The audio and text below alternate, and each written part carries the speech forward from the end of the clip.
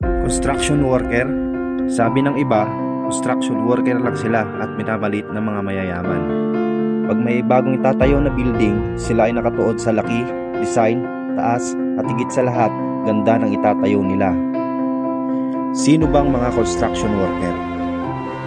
Sila lang naman po yung nakatapos ng elementarya at high school na may mababang uri ng pamumuhay kung ituring ng ilan.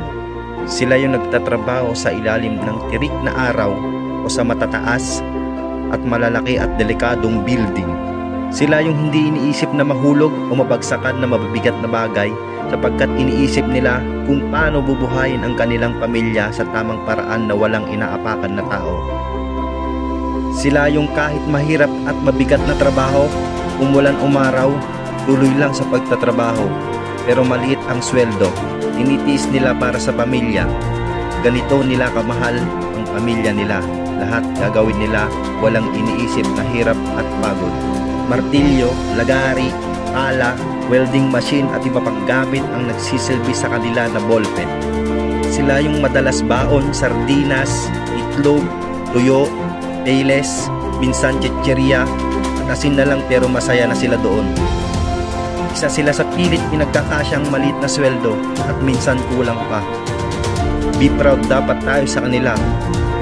Construction worker lang kung tawagin sila. Saludo po ako sa inyo na proud kayo bilang isang construction worker na minamaliit lang ng karamihan.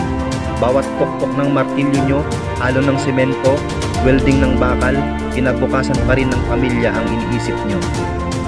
Kayo ang dahilan kung bakit may bahay, tulay, kalsada at maging sementeryo. Kaya dapat maging proud tayo sa kanila at wag nating maliitin ang kakayahan nila. Kaya paki-like and share kung naging proud din po kayo sa kanila.